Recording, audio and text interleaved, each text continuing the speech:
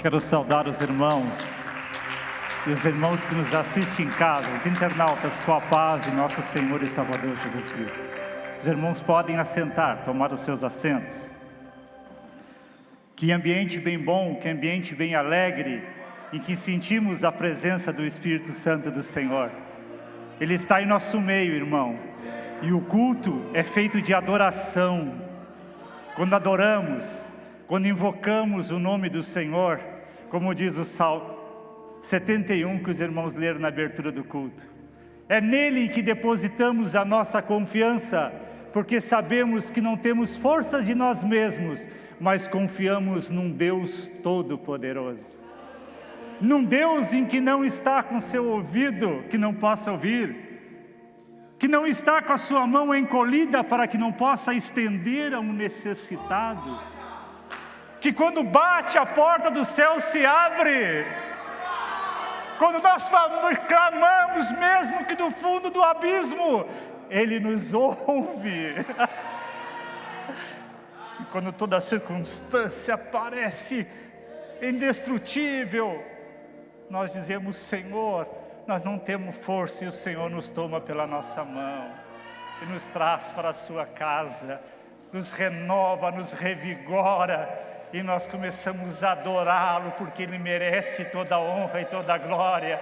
Tudo é para Ele, é no nome dEle, foi comprada pelo sangue dEle, é mantida, é restaurada e é levada para Ele. É tudo para Ele, meu amado irmão. É no nome dEle em que nós somos resgatados. É no nome dEle. E esse, a qual nos resgata, Ele está nos acompanhando dentro de nós. Um reino diferente.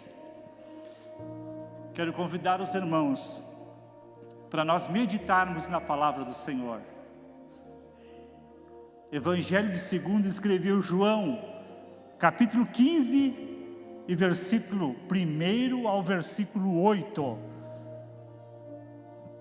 E o que eu tenho para compartilhar hoje com os irmãos, uma palavra que nos dá vigor, uma palavra que nos dá força, uma palavra em que nos mostra quão somos pequenos e quão grande é Deus nas nossas vidas. Por isso eu digo, importa que nós diminua, mas que o Senhor cresça dentro de nós. E eu trago como tema principal dessa palavra: ligados à videira. Ligados nela, mantidos nela, enxertados nelas, sustentado por a videira. E eu quero meditar com os irmãos. Lemos a palavra, Evangelho de João, capítulo 15, versículo 1 ao versículo 8. Dizendo Jesus: Eu sou a videira verdadeira, e o meu Pai é o lavrador. Toda vara que em mim não dá fruto, atira. Limpa toda aquela que dá fruto, para que dê mais fruto. Vós já estáis limpo pela palavra que vos tenho falado. Está em mim e eu em vós. Como a vara de si mesmo não pode dar fruto se não estiver na videira, assim também sois vós, se não estiverdes em mim. Eu sou a videira, vós as varas.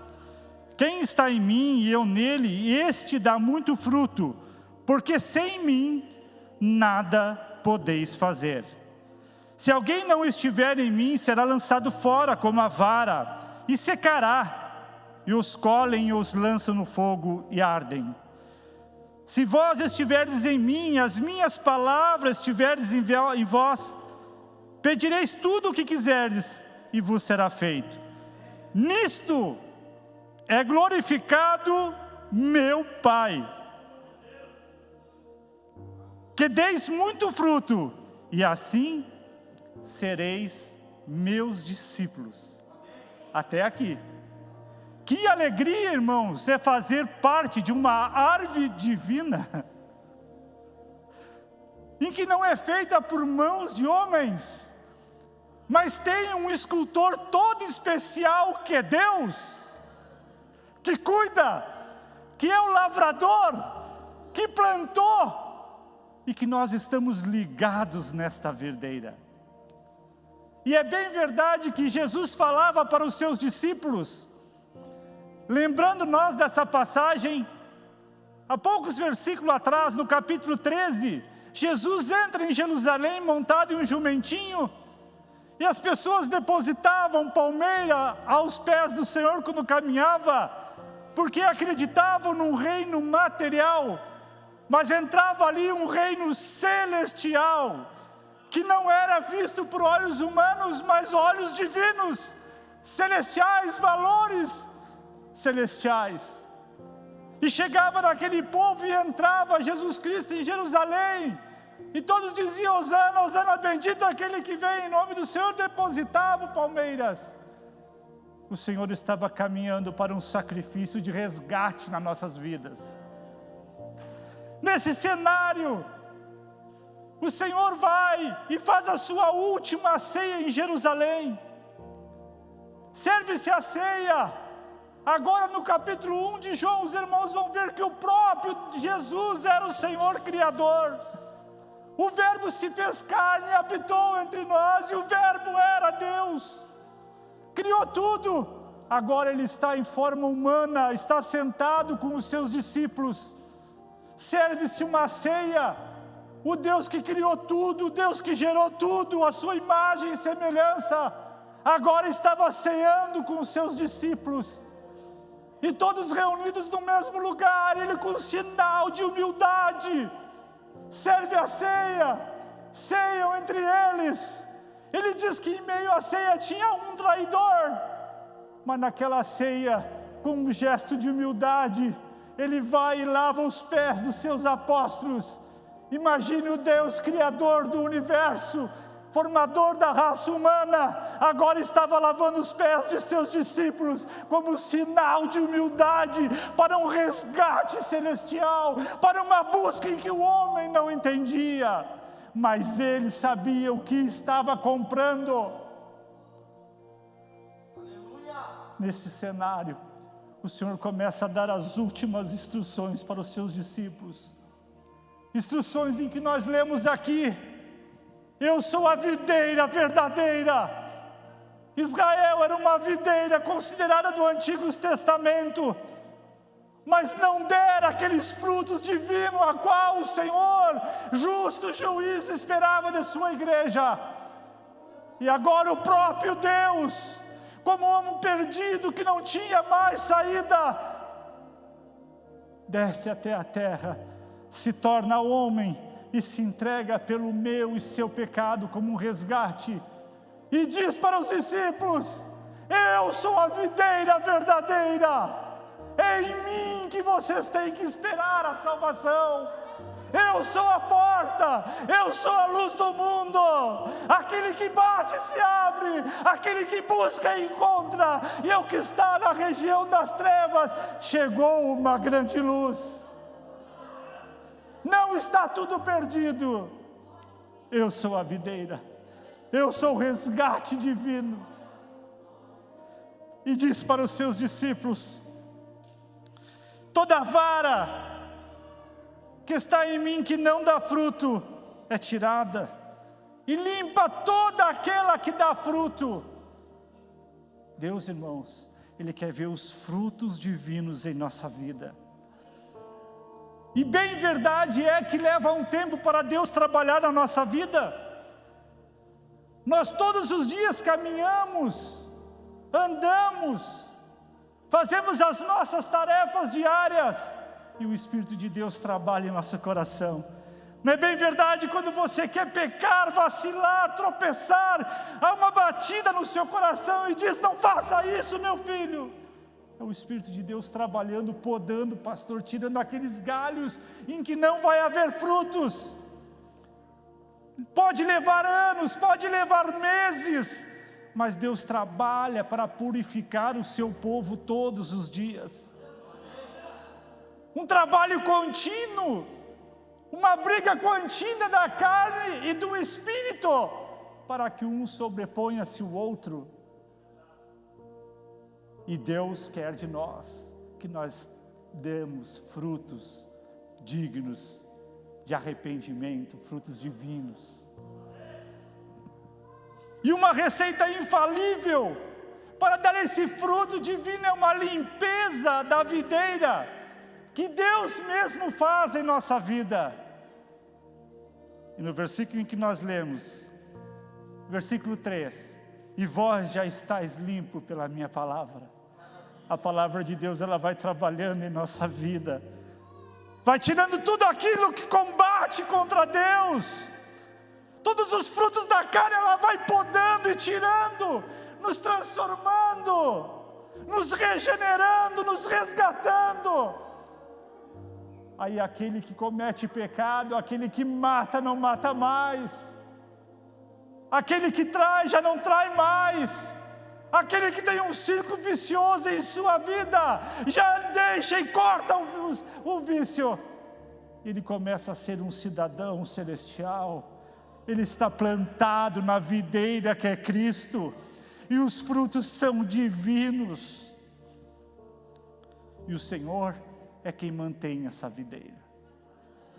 Você sabe, quando você olha para uma pessoa e sente Deus na vida daquela pessoa, você já teve essa experiência de chegar perto de um irmão, de uma irmã, e você sentir uma paz tremenda perto daquela pessoa?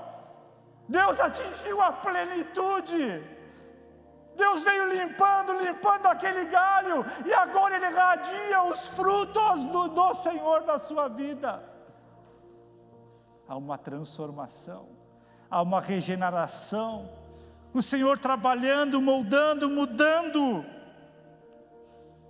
o nosso ser. E esses frutos só são possíveis se nós estivermos conectados à videira, se nós fizermos parte dessa construção divina, que o apóstolo Paulo fala: já não vivo mais eu, mas Cristo vive em mim. É o Senhor que caminhava pela vida do apóstolo Paulo, é o Senhor que falava quando o apóstolo Paulo abria a sua boca. As pessoas olhavam para Paulo e diziam: é um homem de Deus. Assim é que as pessoas devem nos enxergar quando nós estamos conectados à videira. Não é ter dúvida, é dizer: não, é um homem, é uma mulher de Deus, mesmo que a circunstância diga o contrário. Mas a pessoa reconhece: é um homem, uma mulher de Deus, porque Deus está com ele, Deus está com ela. Uma transformação divina, e nos torna tão pequenos, irmãos, tão pequenos quando nós vemos a transformação de Deus na nossa vida. Vemos que de nós mesmos não será possível, porque todos nós somos falhos, todos nós erramos, todos nós pecamos, todos nós estamos separados da glória de Deus.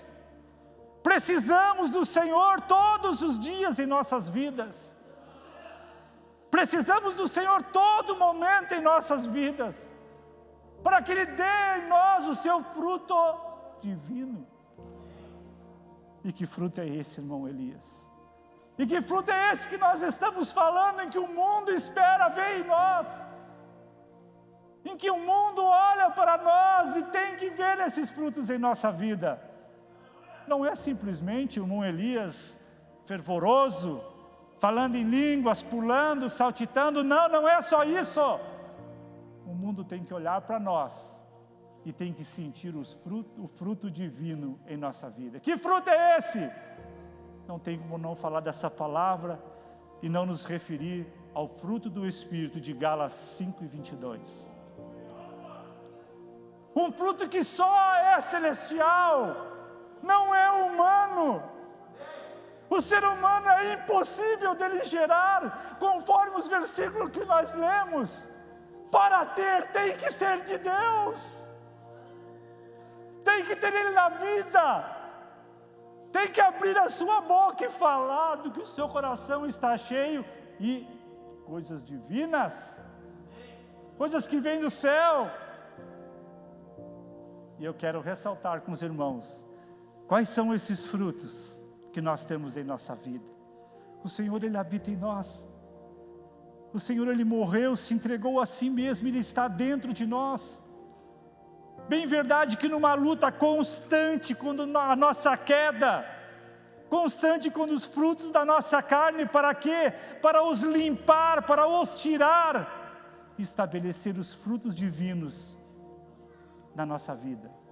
E você, meu amado irmão, temos que buscar diariamente esse contato com o Senhor. E nós lendo lá em Gálatas, quais são as características desse fruto, ou um único fruto, que tem várias características: amor, gozo, paz, longanimidade, benignidade, fé, mansidão e temperança. E qual é o maior deles, irmão Elias? Todos têm a mesma importância, mas o amor de Jesus divino, que se entrega a si mesmo, se reduz a homem, peregrina entre nós, vive entre nós, morre num madeiro, para quê? Para um resgate do ser humano para Deus, para comprar, para resgatar, para que eu e você pudéssemos estar aqui hoje, uma dádiva divina, louvando a Deus, com tempo para o Senhor trabalhar em nossas vidas, tirar todo o ramo que não presta, colocar em nós um coração puro, um espírito reto, e que nós possamos gerar frutos ao Senhor, para a sua glória. Não somos bonzinhos porque queremos, somos bonzinhos porque o Senhor transformou a nossa vida. Um amor que é inexplicável, um amor que não conseguimos mensurar. O Senhor se entrega na cruz. Um grande apóstolo, Saulo, a caminho de Damasco, um perseguidor que maltratava a igreja, levava as pessoas à prisão, à renúncia de Cristo e até a morte. E nosso julgamento humano não era digno de salvação, mas o Senhor se encontra com ele, transforma-o num pregador de almas, ganhador de almas, e ele prega e anuncia a palavra do Senhor e leva aos lugares mais distantes da terra, transformando vidas ao Senhor, resgatando, tirando das garras de Satanás, e levando e conectando na videira que é Cristo. Ao olho humano não era possível, mas para Deus tudo é possível. Não perca a esperança nas pessoas que você ama, não perca a esperança nos familiares que não servem a Deus. A última palavra é do Senhor. Ele escuta as orações, Ele escuta o clamor, e Ele move o braço para transformar. Ele move o braço e restaura, irmão. Nós achamos indigno, nós achamos sem condições, mas Deus trabalha. No seu tempo Ele traz para a sua casa, e a pessoa é um vaso, um instrumento nas mãos do Senhor. O mesmo apóstolo Paulo, 14 anos ficou em Tarsis, até que Barnabé fosse lá e resgatasse ele, trouxesse para o ministério. 14 anos a palavra de Deus trabalhava na vida de Paulo, dia e noite, trabalhando e trabalhando e trabalhando, até o momento que uma visão lhe aparece, um jovem macedônio, dizendo: vem, atravessa a Macedônia, vem e prega nos evangelhos. Deus preparara, Deus abriu uma porta gigante. Aí, pastor, a porta que Deus abre, ela não tem só rosa, viu, irmão? A porta que Deus abre, ela não tem só rosa, não. A única certeza que nós temos é que Deus andará com nós por essa porta. Ele passará junto. No caso do apóstolo Paulo, a porta lhe ofertou açoites, a porta lhe ofertou espancamento, a porta lhe ofertou malária, doença, a porta lhe ofertou fome, a porta lhe ofertou prisões, mas no fim ele diz: todas as coisas contribuem para o bem daqueles que amam a Deus. Sabe essa luta? Contribui para o bem dos que amam a Deus. Aleluias. É um amor diferente, é um amor ágape, é um amor que entrega-se a sua vida. Um desejo por almas, um desejo pelas coisas celestiais, um desejo em que todas as pessoas se salvem, um desejo que move intimamente o coração do ser humano. E eu quero também, como exemplo, trazer aqui um homem chamado George Muller, que viveu entre os anos de 1808 e 1898, um homem pregador do Evangelho, um homem que tinha um amor gigantesco, conhecido como o apóstolo da fé. O que fizera esse homem? Uma cidade chamada Wasley de Bristol, Inglaterra. Naquele tempo não existiam as casas do carinho. Pais e mães morriam muito cedo, em decorrência do trabalho ou até de guerras. Filhos órfãos ficavam abandonados na cidade. Esse homem que não tinha provisão nenhuma, pastor. Esse homem que confiava somente na providência divina. Não tinha dinheiro nenhum. E ele intentou no seu coração: Senhor, eu quero fazer a tua obra. E como eu vou fazer? Eu vou resgatar as crianças órfãos e abandonadas. Órfãos aleijados, criança que passava fome, dificuldade. Ele começou a fazer casas de cuidados, casas de carinho, orfanatos. A história nos diz que ele teve 5 orfanatos e que sustentava, sem provisão, 9.000 crianças diariamente. Nessa cidade de Bristol especificamente, um grande prédio com 5 prédios, uma faculdade praticamente, 1.700 janelas, 2.000 crianças para ser alimentada todos os dias. Você imagina o quanto que tinha que ter de provisão? Mas a casa era rica, irmão Elias. Não, irmãos, a casa tinha confiando no Senhor, de um dia para o outro. Você é pai, você é mãe, sabe qual é o temor das nossas vidas de pais e mães? É de não ter o que dar para comer para o nosso filho. Mas um homem sustentado por Deus, mas um homem gerado por Deus, com frutos do Espírito, ele confia na providência divina. Ele confia. Chama um pregador chamado Pierson, teólogo, para vir pregar para as crianças e para eles. Numa noite fria da Inglaterra, vem o jovem pastor teólogo pregar. Fez a sua pregação. Na hora do jantar chamou-se as 2.000 crianças. Serve-se a janta. Tudo na bênção de Deus, na maravilha do Senhor.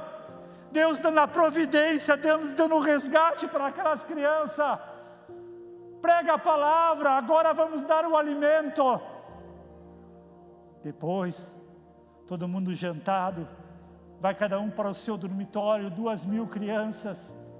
As pessoas que trabalhavam na casa, não poucas, cerca de 250 pessoas, trabalhavam na casa. Chega George Muller e bate no quarto onde estava o irmão Pierson e diz: irmão, vamos orar. E qual era o apelo, irmão Elias? A bênção de Deus está grande. Não, as latas estão vazias para amanhã. Não tem comida nesse orfanato. 2.000 crianças vão levantar e não vai ter o que comer. não vai ter o que se servir à mesa, mas Deus é o que dá o sustento, mas Deus é que dá a providência. Chamou.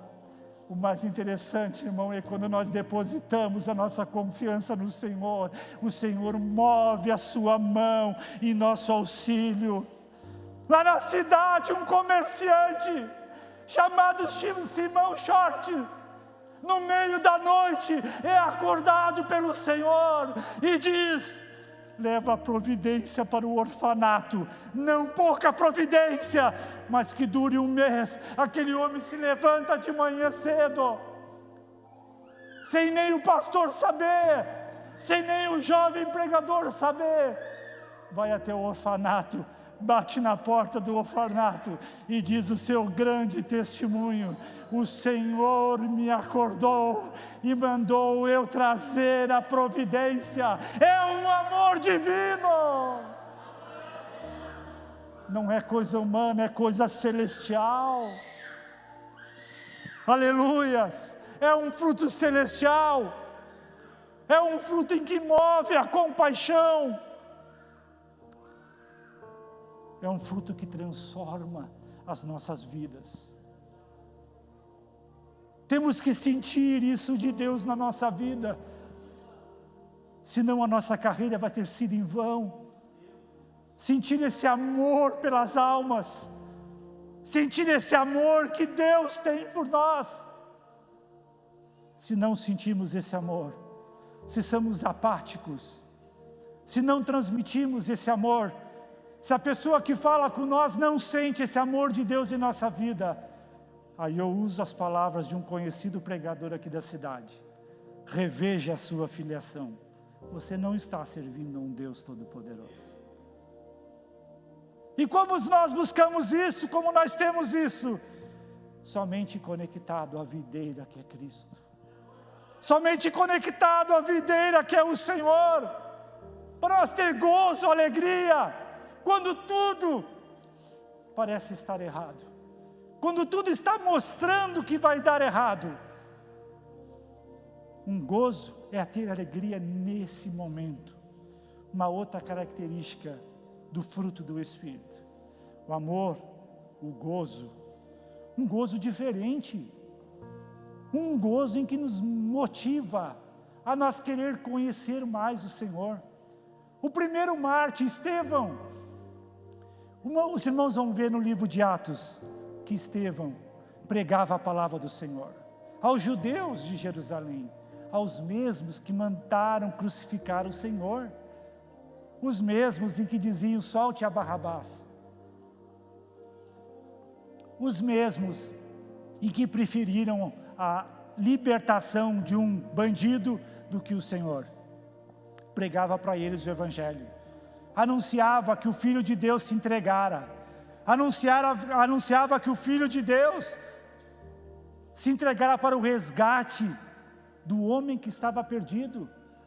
Por um homem entrou o pecado, e por um homem saiu, que foi Cristo.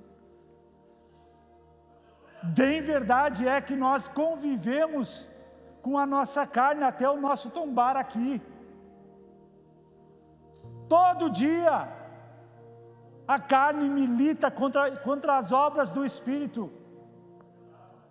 Todo momento nós somos convidados a ir contra o Senhor. Estevão, cheio do Espírito Santo. Aí quando nós vemos que uma pessoa cheia do Espírito Santo, nós pensamos falando em línguas, pulando, ministrando. Não. O homem disse que tinha um semblante celestial, transparecia um semblante celestial, um gozo, uma paz tremenda.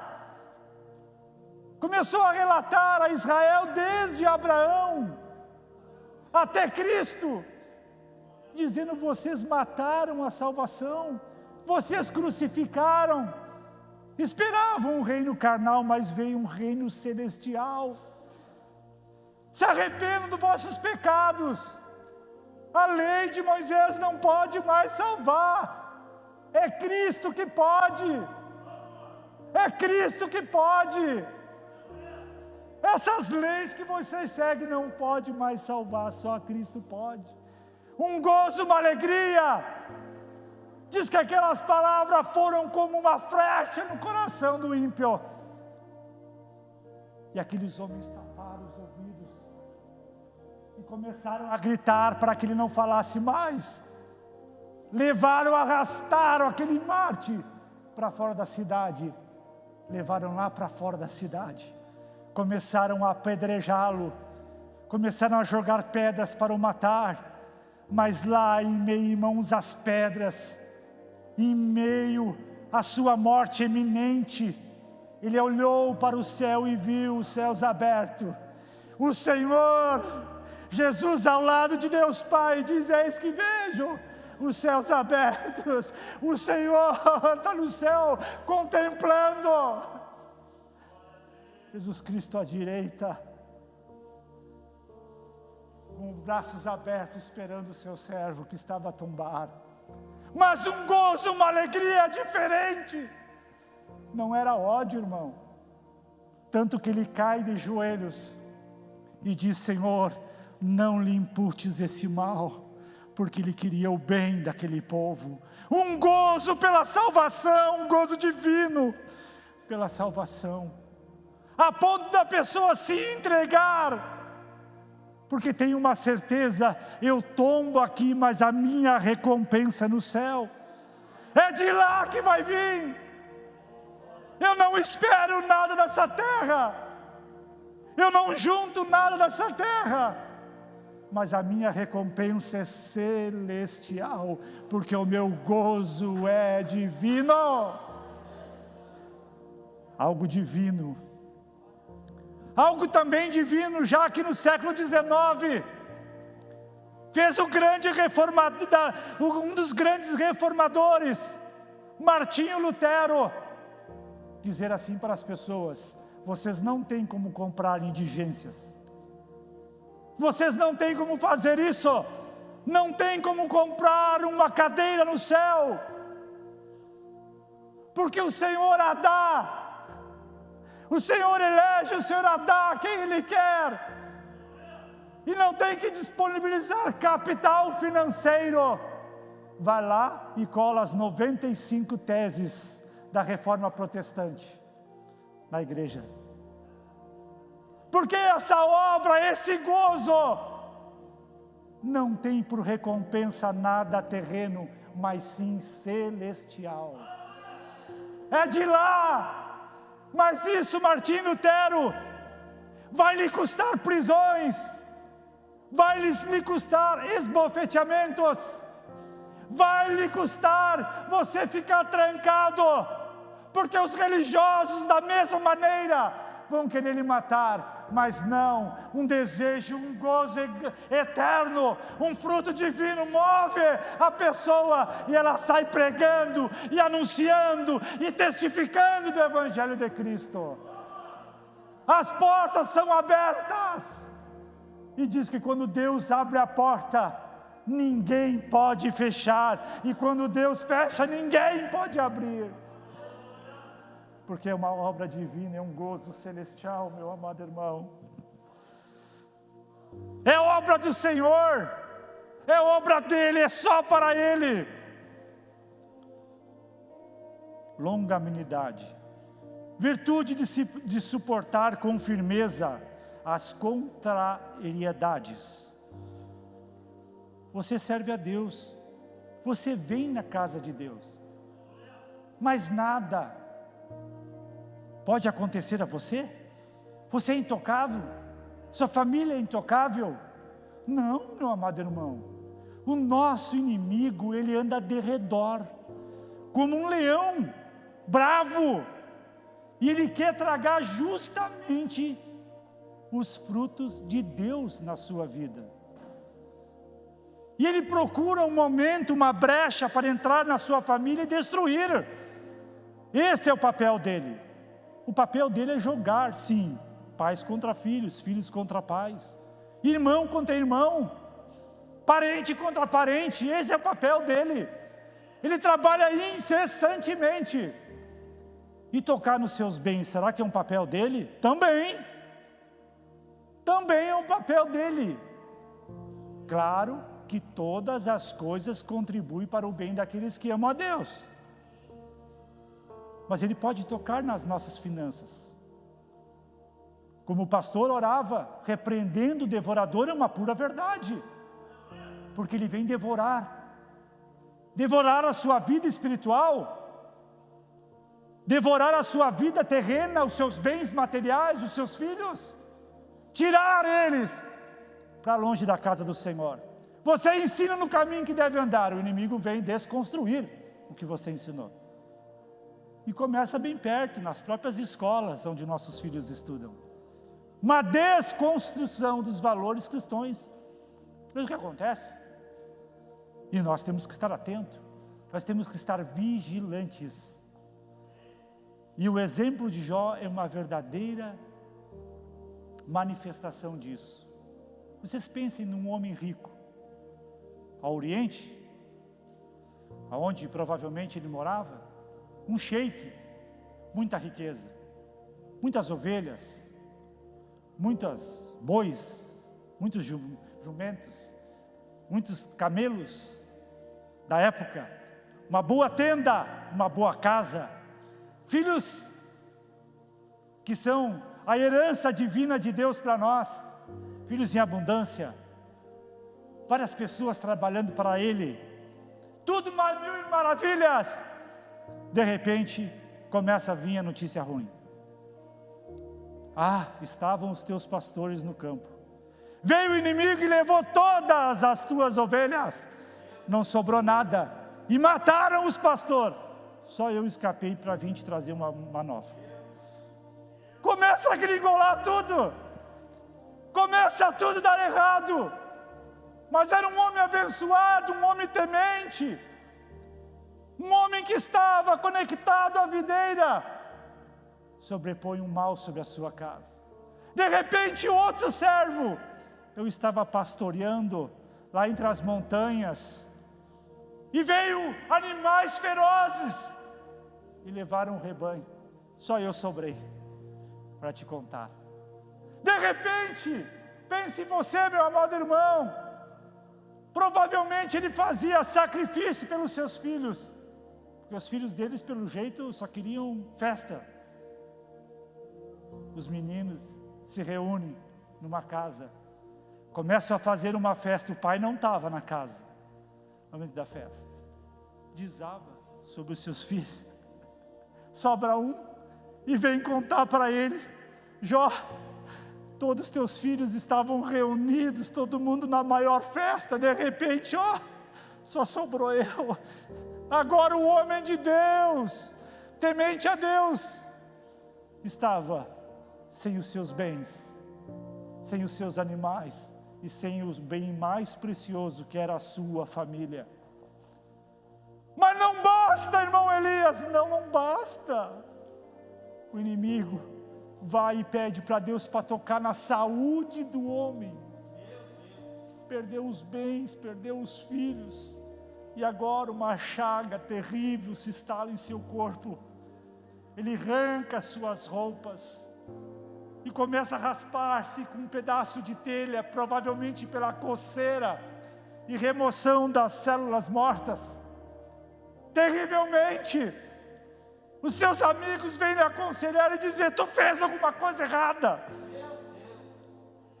o que tu está fazendo não está certo, o que tu está fazendo não está certo, porque Deus pesou a mão sobre ti,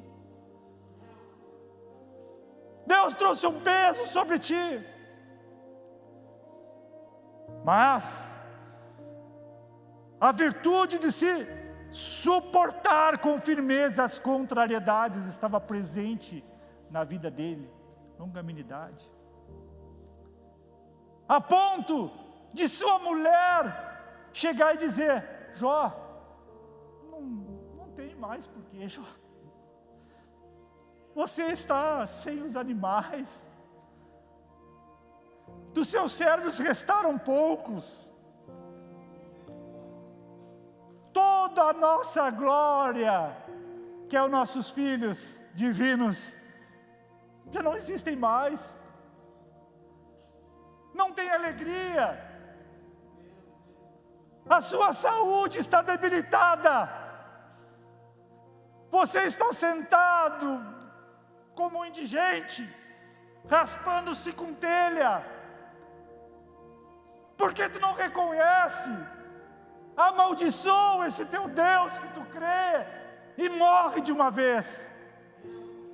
Aí a pessoa que tem paz, que tem o fruto do Espírito brada, tu fala como uma doida mulher.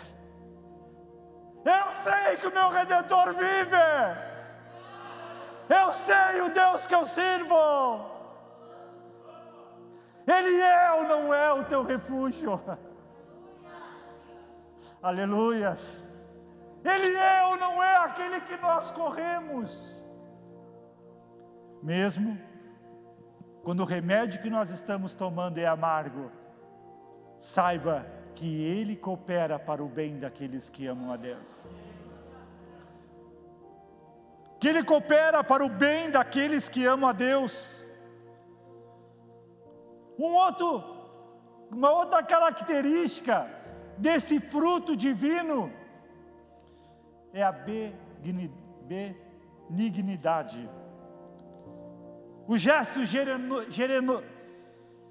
generoso de ser de uma pessoa que perdoa com facilidade. E qual é o exemplo que nós temos disso? A parábola do filho pródigo, em que nós tanto lemos, tanto testificamos, tanto aprendemos. De um homem rico também, que tera 2 filhos. Os irmãos conhecem bem a história. O menor, pai, eu quero a parte que me toca dos bens da família, que eu vou aproveitar do meu jeito. Vou viver dissolutamente. Vou sair por esse mundo e vou gastar o dinheiro e vou administrar como eu achar melhor. Diz que o pai dá a parte do filho menor. E um gesto de compreensão com o seu filho, ele entrega. O filho menor faz o que lhe apraz no coração, pega a sua parte da fortuna e sai pelo mundo a gastar. Viver dissolutamente. Viver como ele quer, andar como ele quer, se vestir como ele quer, sair com as pessoas que ele quer. Uma vida solitária, sem ter que dar razão ou não para alguma pessoa. Nem valorizar o seu pai, nem o que seu pai e seu irmão ajudaram a trabalhar, ele não estava nem aí. Ele queria era aproveitar. E sai aquele moço, gastara todos os bens que a família ganhara. De repente, a pobreza lhe bate a porta. A pobreza lhe bate a porta. Aí ele começa a enxergar: quantos trabalhadores de meu pai têm pão em abundância, e eu aqui apacento porcos, e tenho vontade de comer o alimento que os porcos se alimentam. O quanto eu errei, o quanto eu não reconheci meu pai, enquanto eu não tinha cuidados do meu pai. Quantos trabalham para o meu pai e têm abundância, e eu não tenho roupa, não tenho comida e perdi tudo. Mas no coração ele colocou: voltar-me-ei para o meu pai. Vou lá e vou dizer: Pai, pequei contra os céus e perante ti, e eu já não sou digno mais do cargo que eu tinha, mas trata-me como um dos teus trabalhadores. Me permita que eu cuide o seu gado, me permita que eu coma a sua mesa, mas eu não quero ter o status de filho, porque eu o perdi. Eu desperdicei o bem da família. Mas, irmão, é um fruto divino quem perdoa com facilidade. É um fruto divino. O pai chega e diz: vamos fazer uma festa, porque esse filho estava morto e reviveu, estava perdido e foi achado. Traga-lhe um anel, restitui-lhe o poder, traga-lhe vestes, traga-lhe sandália, mata-lhe um bezerro, faz uma festa, porque ele teve arrependimento. Irmãos, será que nós somos prontos a perdoar? Ou será que nós temos um coração amargo, contrito? Eu guardo algo contra um irmão, contra um familiar, e eu não consigo perdoar. Eu não consigo liberar o perdão. É meu irmão, nós tomamos ceia junto, nós caminhamos junto. É família, é sangue do meu sangue. Mas eu não libero o perdão. Eu estou sempre com algo trancado. Oramos hoje, irmão, para que Deus limpe o nosso coração e nós consiga perdoar. Porque o perdão é um ato divino. Uma reflexão hoje, né, pastor? Que se tu tem alguma coisa contra alguém, antes de tu depositar a tua oferta, a Bíblia diz, antes de depositar a tua oferta, vai, procura teu irmão, reconcilia-te com ele, depois vem e deposita a tua oferta, porque senão ela não é aceita diante de Deus. Então eu não vou ofertar. Mas e se o louvor, irmão, for uma oferta divina como é? Como que você faz? Antes de cantar, diga, pastor, eu tenho algo contra ti. Porque é divino o perdão. E o perdão é, irmão, nós mesmo assim nos perdoar, quando nós estiver certo. Porque o pai estava certo. Ele fez o que o filho queria. E ele mesmo assim perdoou. Não é só dar o perdão quando você está errado. Eu vi que eu errei, tu me perdoa. Mas daí é mais do que justo, né? Você fez algo de errado para alguém, você pedir perdão. Isso é o justo. Agora, contra alguém errou contra você, e essa pessoa vir te pedir perdão e você estiver certo, você perdoa. E quem perdoa, irmão, não é para ficar lembrando depois. Eu te perdoo, mas olha, eu te perdoo, mas tem um pingo da minha razão. Mas se você perdoou, perdoou. Momento comédia, irmão Elias, não é tanto de... Se você perdoou, você perdoou. Porque não raramente, irmãos, a gente vê pessoas assim. Inclusive eu já vi muito próximo de mim. Eu tenho algo contra o pastor. Vou usar o pastor, que a gente sabe que não tem nada, né, pastor? Porque né? Vou usar o pastor. Olha, o dia que eu pegar, eu tenho umas coisas para dizer que está enterrada no coração. Tira isso daí, irmão. Tira isso, porque não é divino. Tira isso que não é divino. Deus não opera em quem não perdoa. Você já pensou se Deus dissesse, mataram meu filho? Não tem perdão. Acabou tudo. Acabou tudo. Não desça para a sepultura sem liberar o perdão. Não desça para lá sem liberar o perdão. E é difícil nós falar isso agora, porque em meio à pandemia, meu Deus do céu, a gente não sabe se vai estar vivo amanhã. Queira Deus que todos nós estejamos aqui, irmãos, por longos e longos anos. Mas nós não sabemos. Não sabemos. Gente tão nova que parte, nós não sabemos. Então o perdão é algo divino. E a bondade, irmão Elias? A bondade é coisa só para crente. Só o crente é bondoso. Só o crente tem isso. Nem sempre. Eu quero usar como exemplo a passagem do bom samaritano. Os irmãos sabem que sacerdote era crente, levita era crente. E Jesus usa uma parábola. Descia um homem de Jerusalém para Jericó, e veio os bandidos salteadores, além de o roubar, o espancaram, e ele caiu à beira do caminho, roubado e espancado. O que se espera de um religioso? Que vai ajudar, não é verdade? Espera que nós vá ajudar. Sim ou não, irmãos? Sim. Você é filho de Deus ou não é? Você acha alguém caído na valeta, todo ferido, roubado, o que você faz? Passa correndo? Não. Você para e ajuda. Esse é o papel do crente. Crente bondoso, é isso que ele vai fazer. Mas o sacerdote não. Ele passou de lado. Não é comigo, nem conheço. Não conheço não, pastor. Passou de largo. Aí veio o levita, um adorador do templo,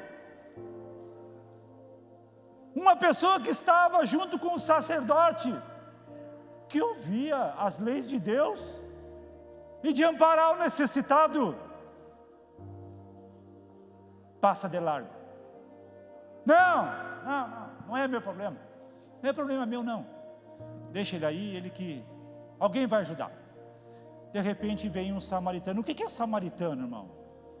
O samaritano era uma mistura de gente que habitava em Samaria, que era homens trazidos da Assíria para habitar na terra de Israel. Alguns eram coparentes, casados com mulheres israelitas, e outras mulheres casadas com homens israelitas, mas era uma mistura, não era o povo crente.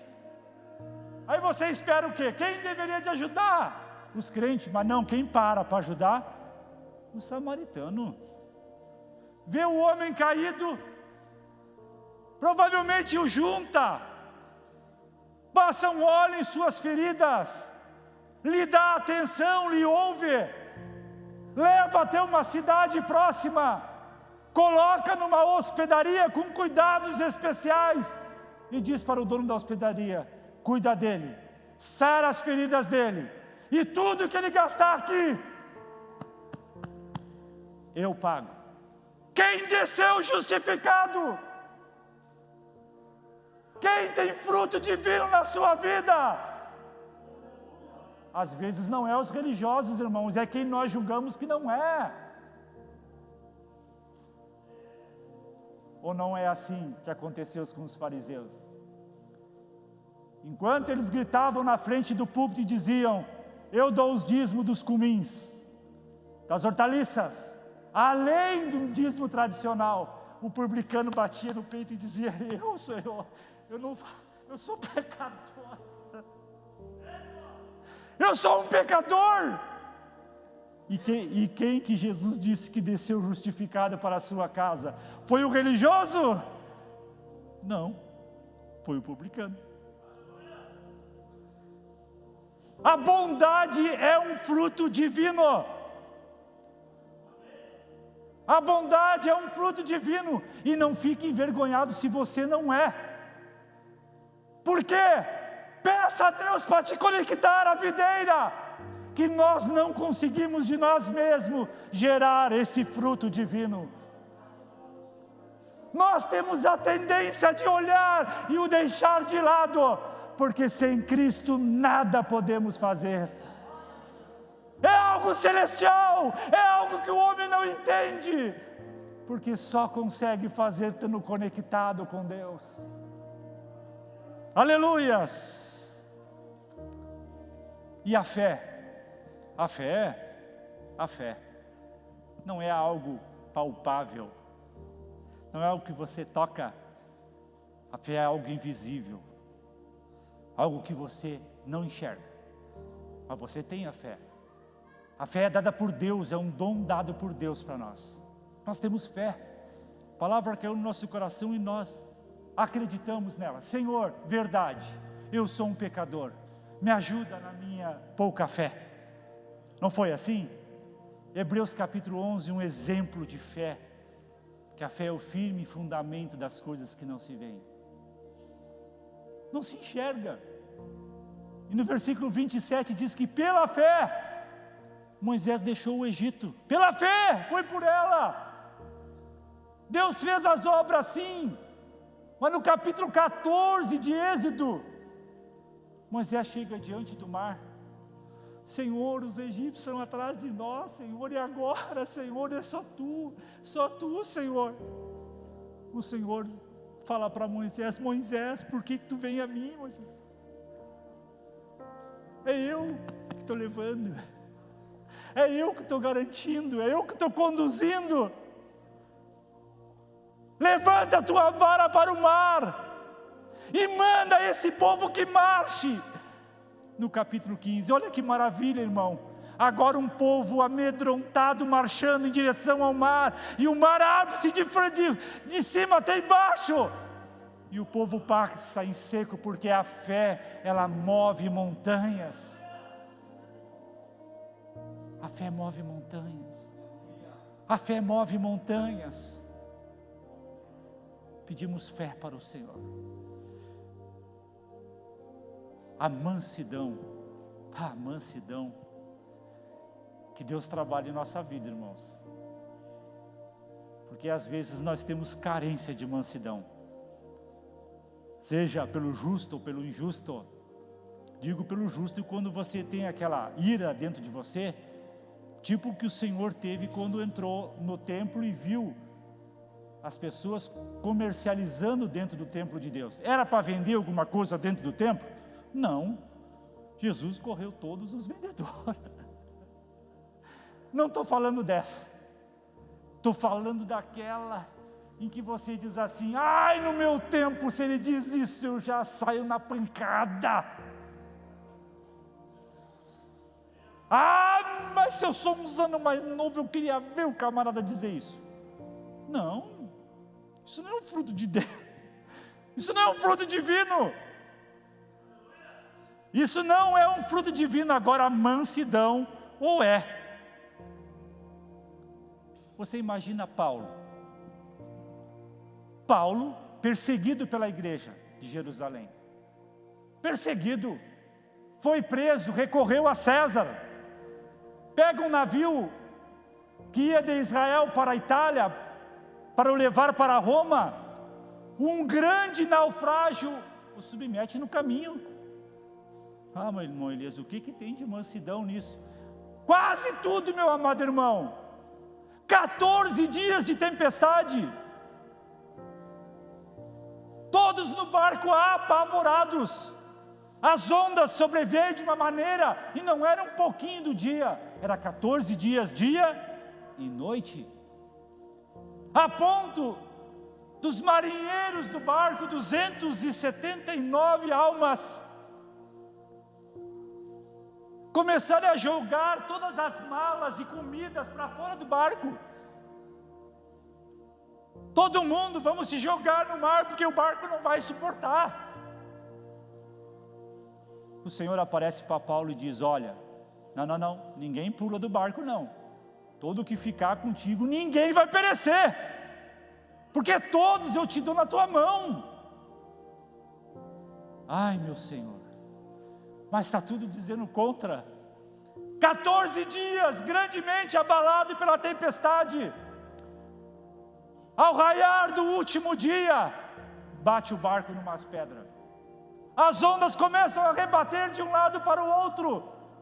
O barco se parte ao meio. Os tripulantes pulam na água, nadam até uma praia. Todo mundo encarangado de frio lá na Europa, naquele período de tempestades e de inverno. Desce o homem de Deus com todos os tripulantes, conforme Deus prometera. Faz uma fogueira para acalmar um pouco aquele frio. Vai pegar a lenha, uma víbora, ele toca-lhe a mão. Meu Deus! Ó Senhor, mais o quê? Uma víbora, ele pega-lhe a mão. Os homens daquele lugar, conhecendo aquele tipo de víbora, diz: a justiça divina não deixa ele viver. Ele sacode a víbora em cima do fogo e segue a vida. Deus deixou viver, Deus tinha um propósito. Deus tinha trabalhado 14 anos em Tarso, a mansidão dele. Porque tudo coopera para o bem. E qual é o bem? Vem o prefeito da cidade, Públio. Olha, estou com meu pai tremendamente enfermo. Uma desinteria, já demos tudo que a medicina local tem e não resolve. Paulo, eu vou orar pelo seu pai, na sua casa. 3 dias de hospedagem na casa do prefeito. Ora pelo seu pai, ele é curado. A cidade fica toda alvoroçada, traz todos os doentes, para que Paulo pregasse e orasse, e agora o evangelho divino é pregado. Deus trabalhou através do seu servo um fruto, e agora ele começou a progredir, dar mais frutos. Gente para o evangelho do Senhor. O mundo enxerga na sua vida os frutos divinos que você mostra. Eles enxergam na sua vida. E por último, a temperança. Esse eu não preciso nem falar qual o versículo que eu vou usar, né, irmãos? Vós sois o sal da terra. Vós sois a luz do mundo. É o versículo que eu vou usar. Porque não pode se edificar uma cidade e se esconder. Se coloca num lugar alto, com claridade, para que sirva de referência às pessoas. Você não pega uma luz na sua casa e a põe embaixo de uma caixa. Você pega a sua luz na sua casa e a coloca no teto, para que você ande. Assim é a nossa vida. Nós somos temperados pelo Senhor. Nós somos conduzidos para o Senhor. Para quê?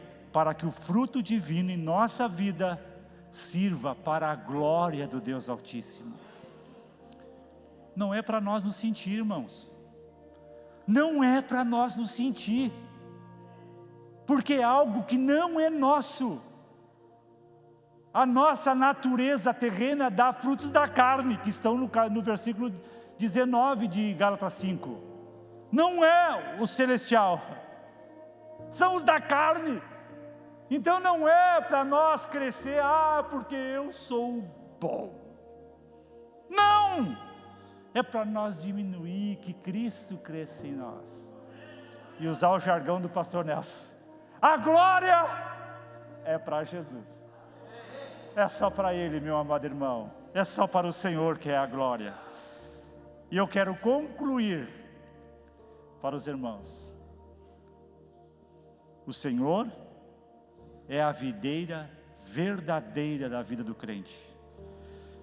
Que o fruto só é possível estando no Senhor, em obediência ao Senhor. Senão, não tem fruto. E se não tem fruto, o que é feito? Corta e joga-se fora. E nós não estamos falando num cortar terreno. O pastor Samuel e o pastor Nelson excluíram o irmão Elias. Não, é um corte divino. Pode ficar aqui e está cortado. É algo celestial. Que sem o Senhor, nada do que foi dito se pode se fazer. Sem o Senhor não dá para fazer isso. E nós aceitar com gratidão a limpeza de Deus em nossa vida. Porque o Pai só açoita e só trata o filho a quem Ele ama. Se não, deixa para a perdição. Se Ele trata com nós, se Ele nos poda, é porque Ele ama. Ele quer que aonde Ele esteja nós também. Dependência diária, sabendo que a vida não será fácil. Você tem um ajudador, você tem algo para quem clamar, você tem para quem clamar. A certeza que tudo coopera para o bem. Está passando na prova? Coopera para o seu bem. E, por último, tudo é para a glória do Senhor. E eu quero convidar você para se colocar em pé.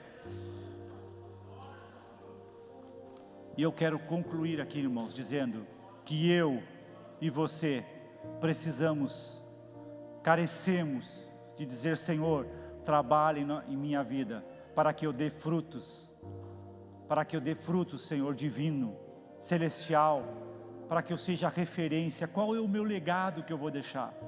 Qual é o seu legado como pai? Qual é o seu legado como mãe?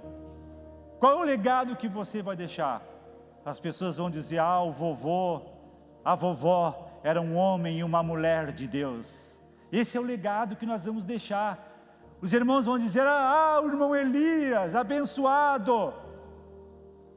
Um vaso que o Senhor trabalha todo dia, meu amado irmão. Nós somos iguais, nós temos as mesmas deficiências, às vezes nos sentimos incapazes. Quem vê as pessoas às vezes pregando, né, pastor? E sendo pastor, mas aí inabatível. Não é não, irmão, nós somos ser humano. Por momentos achamos que, Senhor, se não for Tu, não vai dar certo. Uma dependência de Deus a todo momento. Eu quero convidar você para nós orarmos. Senhor Jesus, chegamos diante da Tua presença, Senhor, e vemos, Senhor, que sem Ti nada somos, Senhor. Carecemos a todo momento da Tua graça em nossa vida. Carecemos a todo momento, Senhor, que Tu cresça dentro de nós e que nós desapareça. Nos ensina, Senhor, a ter fé. Nos ensina a ter um amor, um gozo celestial, Senhor. Longanimidade, benignidade, Senhor. Mansidão em nossa vida. Senhor, transforma os nossos corações. Arranca um coração de pedra, nos coloca um coração espiritual. Senhor, nos ajuda a amar as pessoas, Senhor. Nos ajuda a perdoar um ato que é tão difícil em nossas vidas, Senhor. Nós somos falhos, Senhor. Somos necessitados de Ti, precisamos da Tua graça para conosco. Senhor, opera em nós, Senhor. Transforma-nos, Senhor, e nos enche da Tua graça. Nós Te agradecemos, Senhor, por ter nos dado esse momento diante de Ti, Senhor. Meditamos na Tua palavra, Senhor, e que ela caia em nosso coração, e que Teu Espírito, Senhor, revele a nossa mente, Senhor, aonde nós temos que nos entregar para Ti, Senhor, aonde que nós temos que pedir o perdão celestial, Senhor. Queremos morar na eternidade contigo, Senhor. Queremos viver uma vida de santidade contigo, Senhor, e queremos, Senhor, que Tu nos podes, Senhor, que Tu trabalhe nossa vida como um vaso nas mãos do oleiro, para que nós sirva para a Tua honra e para a Tua glória, para que Tu cresça dentro de nós e que nós desapareça, Senhor. Que a Tua majestade, o Teu poder transforme as nossas vidas de dentro para fora, que nós possamos radiar a luz celestial, que possamos ser o sal da terra. Senhor, Tu és tudo em nossa casa, Tu és tudo em nossa vida. Meu Deus, nós entregamos os nossos familiares, os nossos colegas, e agradecemos pela vida que Tu nos deste, agradecemos pela Tua graça, agradecemos pelo pão de cada dia, agradecemos pelas lições, pelas tempestades, mas também pelas vitórias, Senhor, por ouvir o clamor do Seu povo. Jesus, somos gratos por tudo, Senhor. Amém. Entrego essas palavras em nome de Jesus.